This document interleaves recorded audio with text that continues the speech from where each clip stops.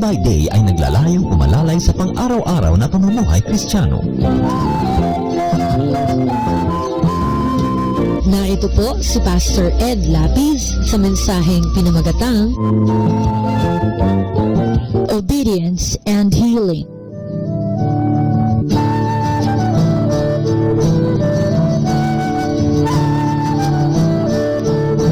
Meron pong relasyon yung pagiging masunurin at paggaling sa ating mga sakit. Katulad ng mga pasyente, kailangan sila maging masunurin sa doktor para gumaling sila.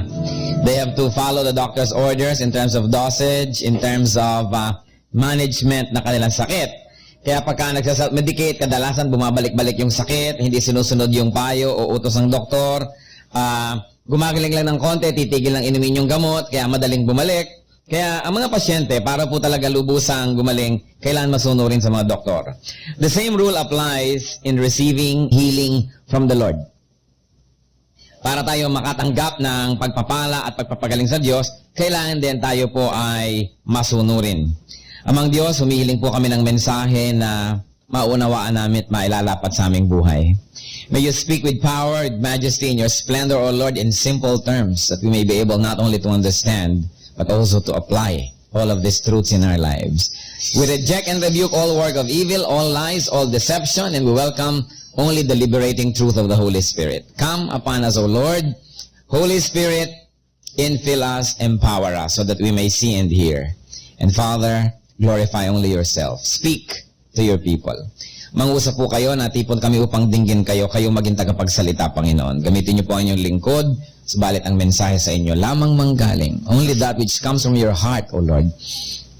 And may your word not only be an intellectual treat to us, O Lord, but a spiritual experience as well. Take over, be our speaker, O Lord. Let your will be done. Let your wonderful truth be declared among us. At nawa, Panginoon, ang inyong pong kabutihan ang magsilbing liwanag namin sa sandaling ito. Panginoon, let your love, your glory, and let your healing prevail among us. Lord, we praise and thank you. We worship you. We honor you. In Jesus' mighty name. Amen. Buksan po natin ang mga Biblia sa 2 Kings chapter 5. 2 Kings chapter 5 verses 1 to 15. Isa pong napakagandang istorya at nawa ay kapulutan natin ng mga practical na aral sa ating buhay. 2 Kings chapter 5 verses 1 up to 15. I'll be reading from the New International Version. Now Naaman was commander of the army of the king of Aram. He was a great man in the sight of his master and highly regarded, because through him the Lord had given victory to Aram. He was a valiant soldier, but he had leprosy. Now bands from Aram had gone out and had taken captive a young girl from Israel, and she served Naaman's wife. She said to her mistress, "If only my master would see the prophet who is in Samaria, he would cure him of his leprosy." Naaman went to his master and told him what the girl of Israel had said. "By all means go," the king of Aram replied. "I will send a letter to the king of Israel." So Naaman left, taking with him 10 talents of silver, 6,000 shekels of gold, and 10 sets of clothing. The letter that he took to the king of Israel read, "With this letter I am sending my servant Naaman to you, so that you may cure him of his leprosy." As soon as the king of Israel read the letter, he tore his robes and said, "Am I God? Can I kill and bring back to life? What does this fellow send someone to me to be cured of his leprosy? See how he is trying to pick a quarrel with me." When Elisha, the man of God, heard that the king of Israel had torn his robes, he sent him this message, "Why have you torn your clothes, your robes? Have the man come to me, and he will know that there is a prophet in Israel." So Naaman went with his horses and chariots and stopped at the door of Elisha's house. Elisha sent a messenger to say to him, "Go, wash yourself 7 times in the Jordan, and your flesh will be restored, and you will be cleansed." But Naaman went away angry and said, "I thought that he would surely come out to me and stand and call on the name of the Lord, wave his hand over the spot, and cure me of my leprosy. Are not Abana and Pharpar, the rivers of Damascus, better than any of the waters of Israel? Couldn't I wash in them and be cleansed?" So he turned and went off in rage. Naaman's servants went to him and said, "My father, if the prophet had told you to do some great thing, would you not have done it? How much more then when he tells you, wash and be cleansed?" So he went down and dipped himself in the Jordan 7 times, as the man of God had told him, and his flesh was restored and became clean like that of a young boy. Then Naaman and all his attendants went back to the man of God. He stood before him and said, "Now I know that there is no God in all the world except in Israel. Please accept now a gift from your servant." And may the Lord add blessings to the reading of His word. Isa pong magandang istorya. Naaman's sickness was the most terrible sickness that humanity ever faced. And that was leprosy until now when AIDS took the notoriety out of it. Pero nung araw po kasi talagang yung ketong incurable. Ngayon, curable na yan for your information. Pumunta kayo sa Department of Health at meron silang mga program for this. In case you have it, tingnan nyo nga katabi nyo, baka meron. Oh, bakit hindi? Dapat alisin po natin. Marami po mga Filipinos ang lepers. Hindi nyo yun alam. Marami. At hindi naman yan nakakatakot na, nag-cure na yan. Kaya kailangan ay magpunta sa Department of Health sa San Lazaro Hospital. Pero bakit dyan napunta ang ating mensahe? Ang point, leprosy kinakatakutan. Lalo nung araw na wala pang cure. It was almost like death if you got it. So it was incurable, it was dreadful, it was very divisive in the sense that lepers have to be separated from their families. Pag meron kayong ketong, hindi kayo pwedeng mamuhay kasama ng inyong pamilya. Tumitira kayo kasama ng mga kapwa may ketong sa labas ng bayan, sa mga kuweba-kuweba at kung saan-saan. At pag may lumalapit sa inyo, lagi kayo may mga kuliling, mga kampana para mai-announce na may dumadating na leper. And you have to shout, "Unclean, unclean, unclean."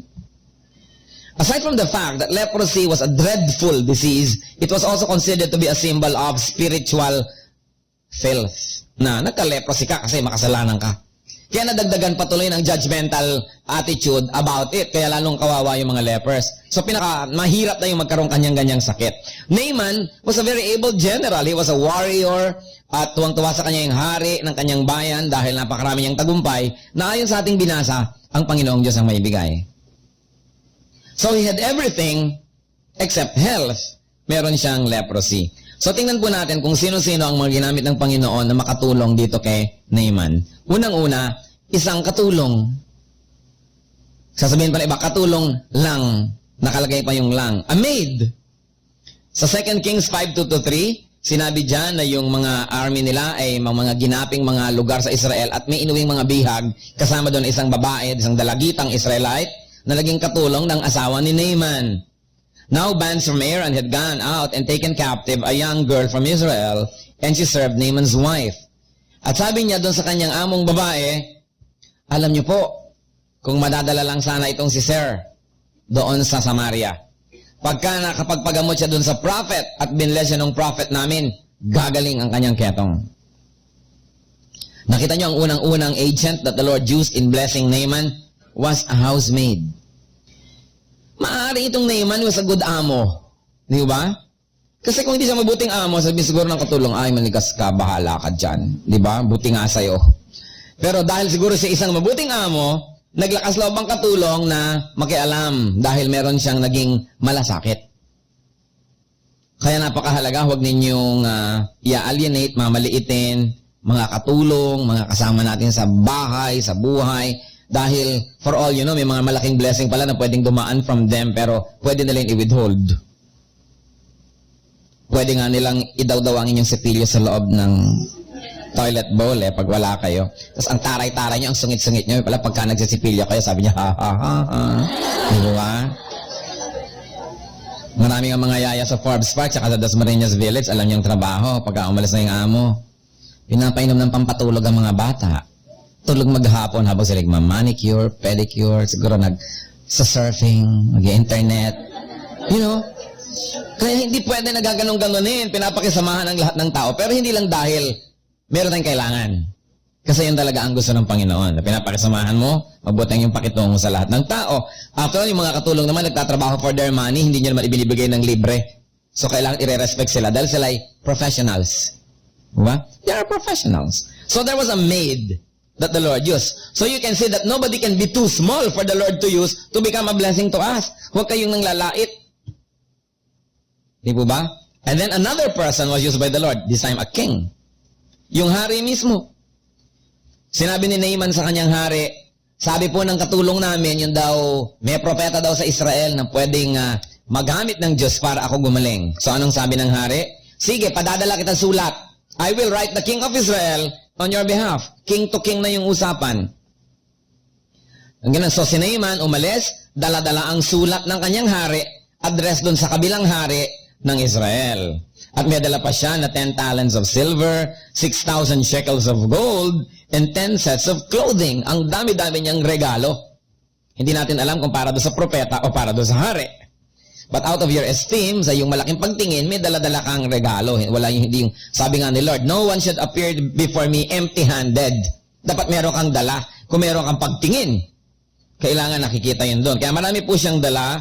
And then the letter was taken to the king of Israel. At sabi nung hari, hindi niya siguro masyadong naintindihan yung detalye. Busy siguro siya. Nag-dictate lang siya ng letter or whatever. Sabi niya, with this letter, I am sending my servant Naaman to you so that you may cure him of his leprosy. So anong ginawa nung hari ng Israel? Pinagpipilas niya yung kanyang damit as a sign of mourning, ng pagluluksa o ng rage or whatever. Sabi niya, pambihira naman itong hari na to ng kabilang kingdom. Bakit niya ako inuutusan ngayon na magpagaling? Sino ako? Diyos ba ako? Kaya ko ba yan? Sabi gano'n, nakita niyo na kung paano siya humahanap ng away. Ang reading niya, naghahanap ng away yung kabilang kingdom na may dalang mga regalo, inaasahan na magagawa niya. Pag hindi niya nagawa ngayon, aawayin siya para magyera. Kaya napakalaki ng kanyang concern because he was a statesman. Ang iniisip niya, yung estado, yung bayan, na kung nanganib tayo, mapapagyera tayo ng wala sa lugar. Dahil eto, pagalingin ko daw. Paano ko ito gagawin? So, the maid, the king of Aram was used, although the king of Israel was confused. And then another person was used by the Lord, the prophet himself. When Elijah heard that their king tore his robes, nagpadala siya ng mensahe, bakit niya naman pinipila sa inyong damit? Hindi yung ipadala sa akin at nang malaman niya na meron ng propeta sa Israel. Napaka-sure nitong si Elisha. I mean, I love the way he handles this. He was so sure of the Lord's blessing. Sabi, send him to me so that he will know that there is a prophet in Israel. You did not have to tear your clothes. So yan po ang mga katulong. Naaman's helpers, a maid, a king, and a prophet. How can you go wrong with friends like this? But Naaman had an enemy. May sagabal para siya gumaling ng kanyang ketong. At yung kalaban na yon, nasa loob niya. Pride. Katulad natin, marami tayong mga spiritual ketong, marami tayong mga physical ketong, marami tayong mga sakit, pero hindi tayo mapagaling. Although there's probably a maid, a king, and a prophet, all conspiring and cooperating to minister to us, but we have an internal enemy. And Naaman's enemy was his pride. Dumating siya, magpapagaling, isang prosesyon. There was a coterie of people around him, may mga tao, ang dami-dami niyang kasama. At nung bumaba siya sa kanyang chariot, akala mo may invasion. Dumating ang mga chariot, katulad din ng mga ibang mga nagpapasikat, maglalakad tayo, kakawiin kayo lahat sa daan na parang mas tao siya kaysa sa atin. Diba? Samantalang tayo ang nagbabayad ng buwes at siya ang sumusweldo ng mga buwes na ibinabayad natin, tayo pang hahawiin sa ating mga lansangan dahil dadaan sila. Maraming mga ganyang pretentious local officers and national officers.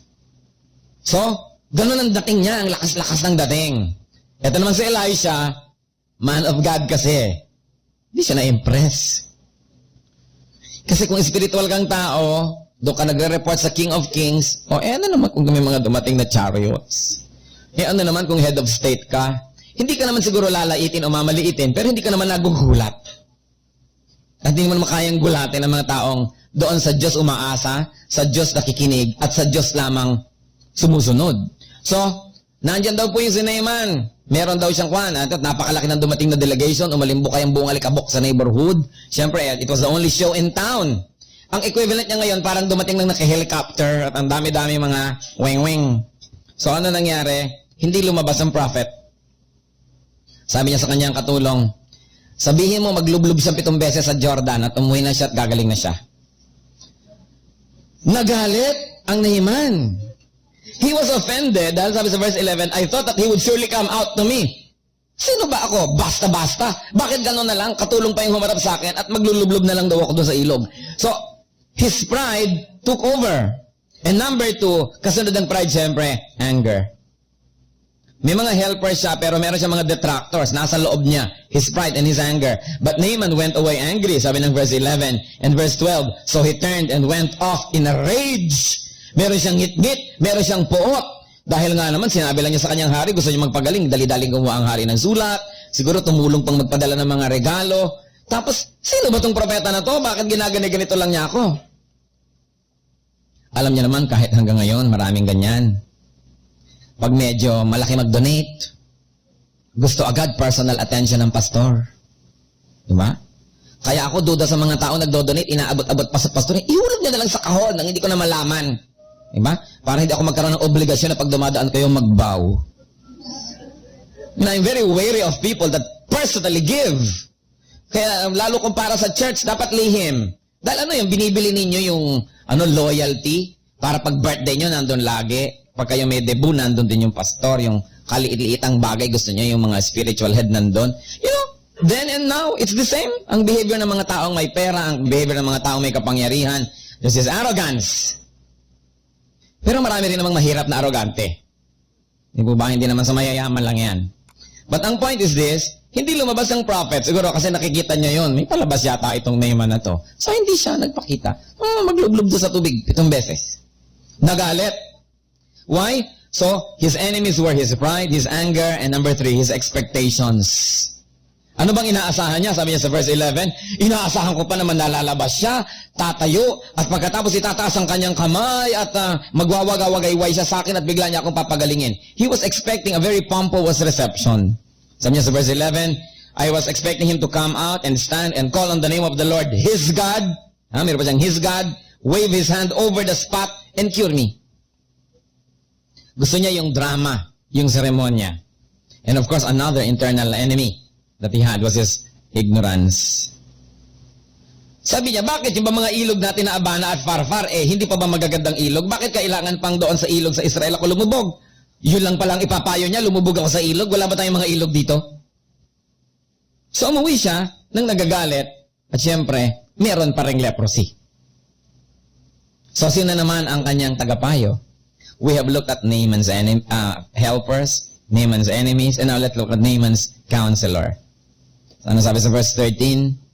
Ang kanyang mga katulong. Ang kanyang mga tagapayo. Naaman's servants went to him and said, My father, if the prophet had told you to do some great thing, would you not have done it? How much more then when he tells you, wash and be cleansed? Meron nga namang point ang mga katulong na ito. Sabi, ama namin, ang aming amang Naaman, hindi ba ko ang sinabi sa inyo ng propeta ang gawin nyo, mas mahirap gagawin nyo pa nga. Nagpunta pa nga kayo, may dala kayong sulat, ang dami nyong regalo.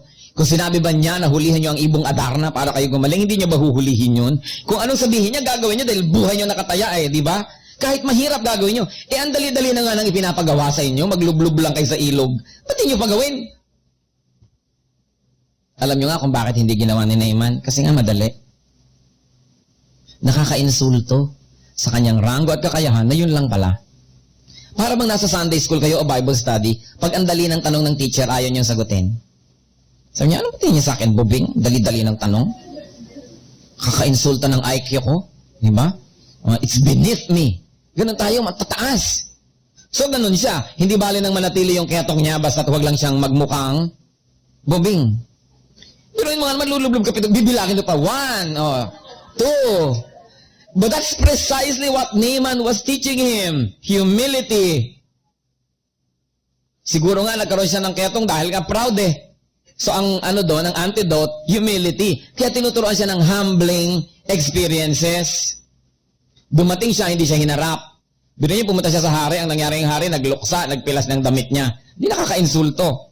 Tapos yun pala, ang taas-taas ng ranggo niya, doon lang siya dadalhin kung saang bahay na siguradong hindi naman marangyang bahay yun ng propeta. Tapos hindi pa siya nilabas. Katulong pa yung dumating at sinabi pa, magbibilang ka 7 beses kang lumubog.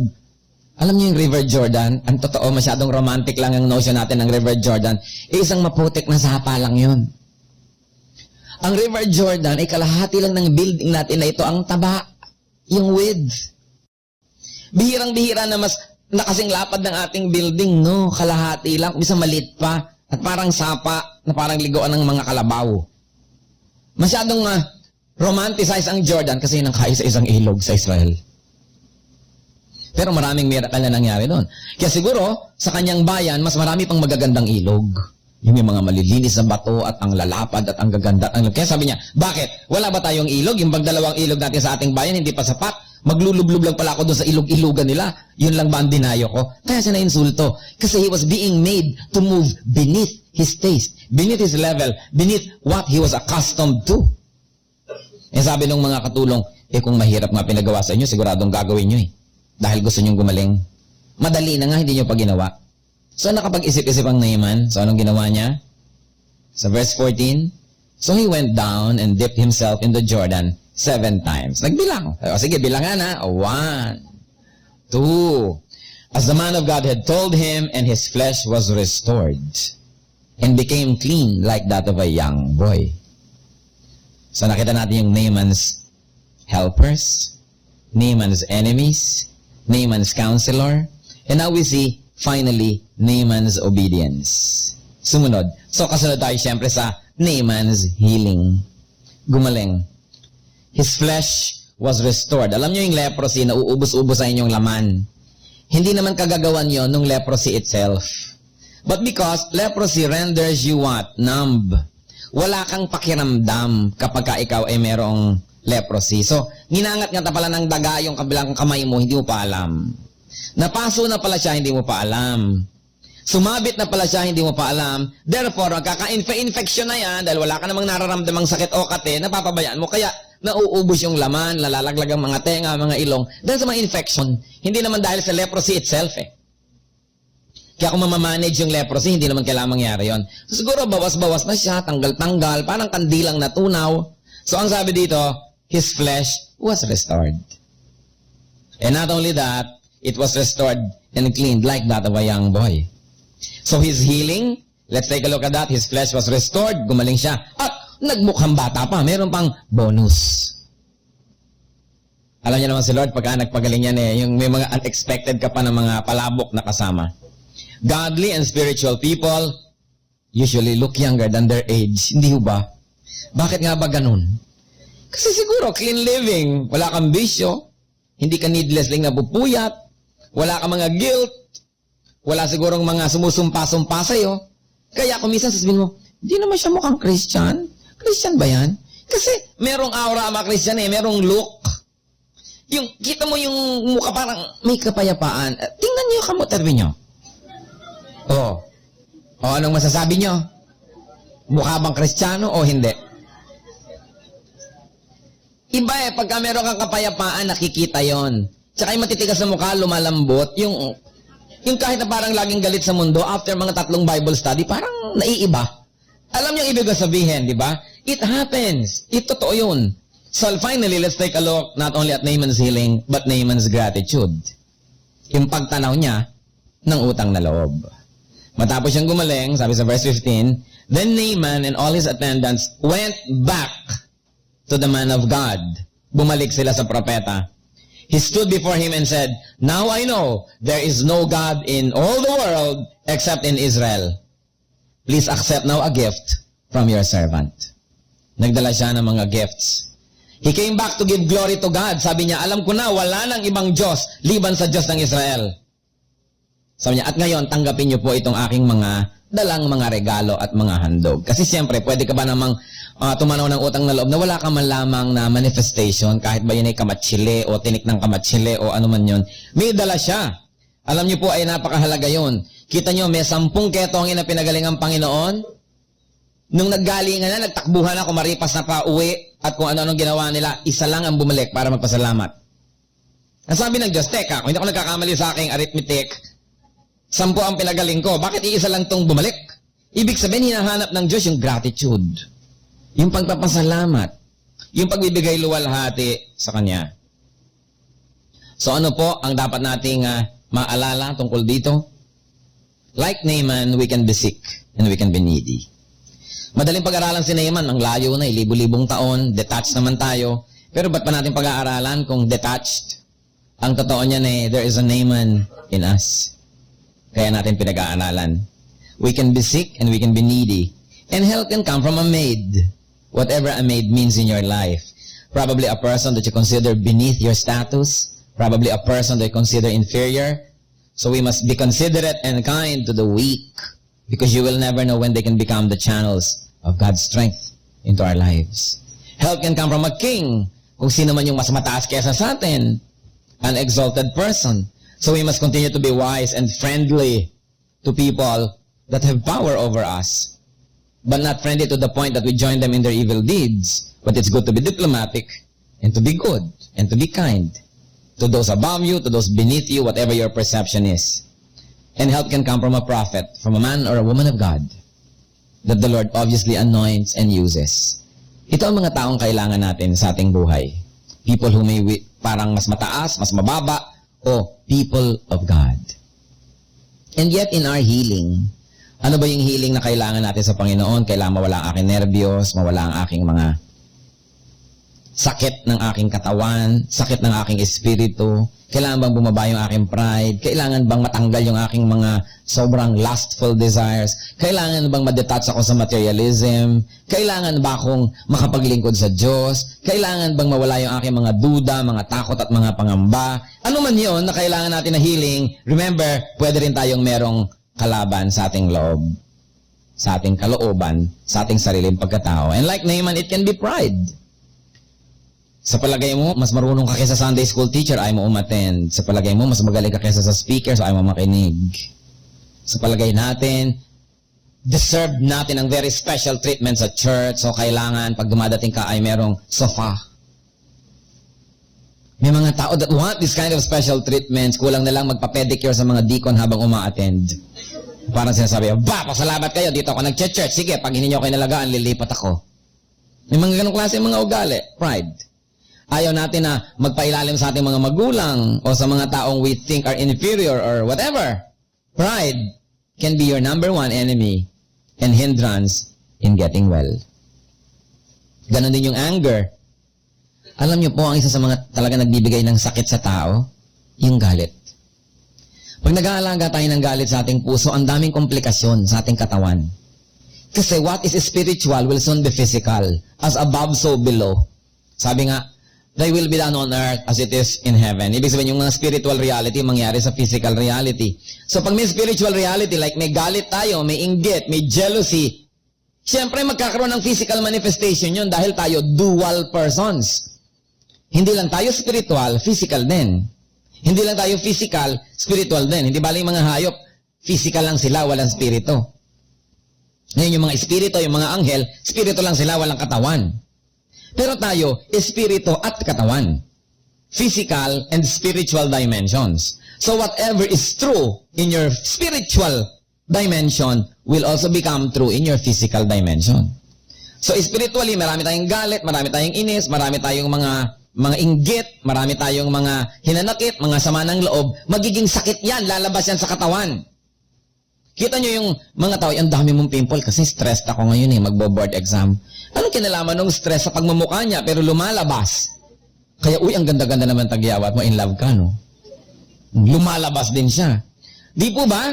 Pag tayo ay natutuwa, lumalabas sa mukha natin. Bakit? Yung katuwaan, which is actually a spiritual phenomenon, di po ba?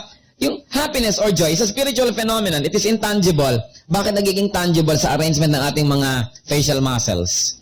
So yung nararamdaman mo translates into even what? Kung paano lumiliko ang mga muscles natin sa mukha.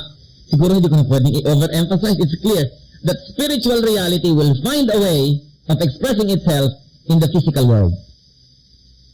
Kaya kung gusto nyo maging physically healthy, dapat spiritually healthy. Kaya yung mga forgive me Lord, halimbawa, very sick. Sabi ni Lord, your sins are forgiven. Sabi ng mga inggiterong mga Pharisees, sino siya para magpatawad ng kasalanan? Ang Diyos ang nakakagawa nun Kinikriticize siya. Sabi ng Panginoon, mahirap palang madinig ng tenga niya yung your sins are forgiven. Padaliin natin. Mas madali kaya ito. Sige, pilay, bumangon ka, maglakad ka. At naglakad nga. Sabi, anong mas madali? Anong mas madaling matake? Yung sabi kong your sins are forgiven, pick up your pallet and walk. But the point was, when the Lord forgave the man his sins, his physical sickness got well. Kung pinagmumulan pala ng sickness niya yung kanyang sin. Pinatawad siya, natanggal yung sickness. Mayroon yung reality. Kaya ang point natin dito, huwag tayong mag-iwi ng pride o ng anger in our lives. We will only get sick. Kaya yung mga taong magagalitin kung ano-ano mga sakit niyan.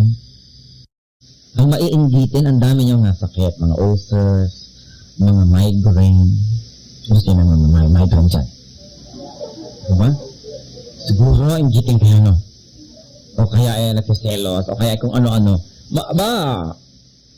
Isipin nyo yan. Kasi saan ang galing ito?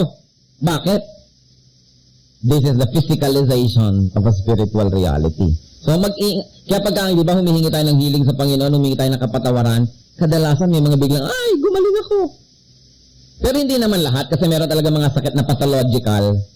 Alam mo, kahit siguro gano'ng kakabanal, kung pinagkakagat ka ng mga lamok na may mga daladalang dengue-dengue, magkakaroon ka rin nun. Sabi nga ni Solomon, time and chance happens to all. Kaya lang, kung gusto ka naman na Lord na i-protect sa mga yan, ay pwede rin naman. But the point is, are we under the protective umbrella of God? Or do we go out of it whenever we become disobedient? Kaya kung ano-ano tuloy nangyayari sa ating buhay. So, we can have enemies from within. Pride, anger, expectations. Taas-taas ang expectation niya, nasalubungin siya, na maaalidaga yung tao dahil dumating siya, hindi nga siya hinarap Nagalit. So, anong nangyari? Lalong tumagal yung kanyang sakit. Of course, another enemy from within is ignorance. Hindi niya alam na yung ibinibigay sa kanya ng prophet actually is a dosage in humility. Na kung sinunod niya yun, gagaling siya. Hindi naman talaga yung tubig. Sa inyo, may tubig naman tayo, may ilog naman tayo, ba't doon pa? Hindi naman talaga yung ilog ang point Kahit pinalubog ka sa drum o itinurok sa'yo ng hiringgilya yung tubig nun, it doesn't really matter. But the point was, he was willing to humble himself. And when he actually went and humbled himself, na-heal siya. Kasi, gumaling na siya sa loob, di gagaling na siya sa labas. Ngayon, kahit na sinunod nyo yun, nagpalubog-lubog kayong pito, pero sa kalooban nyo, hindi pa rin kayo naniniwala, naghihimagsi kayo, gusto nyo lang gawin, for the sake of doing it, hindi pa rin kayo gagaling nun. Kasi yung ginagawa nyo sa labas, walang counterpart sa loob. Kailangan kung ano sa labas, ganun sa loob. Kung ano sa loob, ganun sa labas. At yun ang mga taong mga healthy. Even mga psychiatrists and psychologists will tell you na pag lagi ka nagpe-pretend na natutuwa, hindi naman, magkakasakit ka. Pagka hindi mo na ibubulalas yung gusto mong sabihin, magkakasakit ka. Kasi nakangiti ka sa labas, pero kumukulo ang dugo mo sa loob, ang bunga nun magiging sakit. Kaya mahalaga yung transparency, yung honesty. Kaya ang sabi niya sa Bible, don't let the sun go down on your anger. Galit ka pala, ipahiwatig mo, sabihin mo, makipagkasundo ka or whatever, but get rid of it. Because it is like acid. It will destroy you, the container. And so what can we learn? That we have enemies from within. That we must listen to counsel.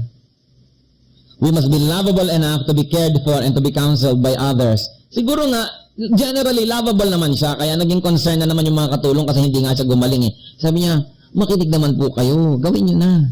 Ibig sabihin, malasakit talaga sa kanya. Yung mga katulong na sana baka pwede niyang pagalitan, sisantihin, but they took the risk because they cared for him. So we can see a basic goodness in this man. And then, we must be obedient to godly admonitions. Hindi hihingi ka ng counsel, ayaw mo naman makinig. Magpapapray ka, pagkatas kinukontra mo naman sa yung kilos, yung ipinagpe-pray ng mga nagpe-pray para sa'yo. So we can be healed from physical, emotional, and spiritual illnesses even now because God is the same yesterday, today, and tomorrow. Marami pang mga Jordan rivers na dapat nating lubugan 7 times para tayo gumaling. Whatever it is, a humbling experience. Yung dati nyong kaaway, ngayon pupuntahan nyo, makikipagbati kayo, kahit pa nga siya ang may kasalanan, o lalong-lalo kung kayo may kasalanan, tapos ayaw nating aminin, that is a Jordan experience. Yung nagpaka-humble ka, and then you will be healed. Yung mga nasasabi natin, I'm sorry, mali ako. Kahit sa mas nakakabata sa atin o mas nakakababa sa atin ng ranggo, naaamin natin, ay tama ka, mali ako. That is a Jordan River experience. It is a humbling experience, but an experience that heals.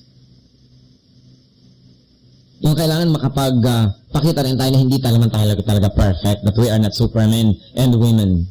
And another thing that we can learn from this story, of course, is that we should be grateful and thankful and expressive of such gratitude to those who are used by the Lord to heal us. Punong-puno tayo ng mga example sa Bible. Show gratitude. Generous ka dapat doon sa mga ginagamit ni Lord to bless you. Kasi kung yung pa ba naman na ginagamit na ng Diyos to bless you, pagdadamutan mo pa, anong ine-expect mo ngayon na trato from God? Sa katunayan, sabi ng Galatians 6:6. Turn your Bibles to Galatians 6:6. Are we ready? Let's read it aloud, everyone. If you are ready to read, sige, on the count of 3. 1, 2, 3.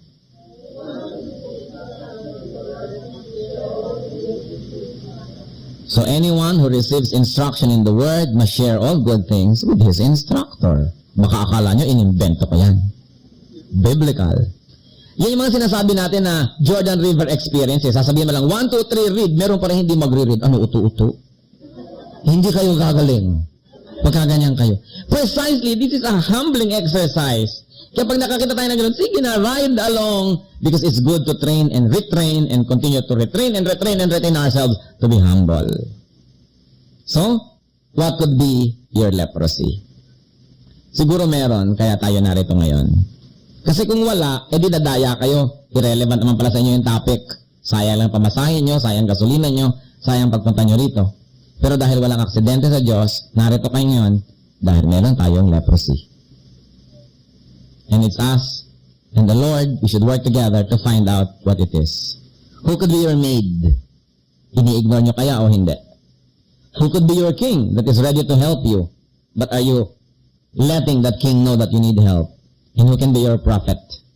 Who can it be that the Lord uses and will use to heal you? Maarte ba tayo when it comes to that prophet? Gusto ba natin ng special treatment? Gusto ba natin na may mga trumpeta at lalabas pa siya? At naiinsulto tayo pag sa palagay natin hindi tayo binibigyan ng importansya? You will never get healed if this is your attitude. What can be our internal enemy and hindrance from healing? Let us bow before the Lord. Let us seek healing. But before that, ask the Holy Spirit, ano nga ba talaga yung aking sickness? A sickness that the Lord likes to heal right now. But we've got to be willing to dip 7 times into our Jordan rivers. A simple, humbling experience that can spell out the difference between wellness and sickness, between health and illness, between well-being and destruction. Let the Spirit minister to you as we are silent before the Lord.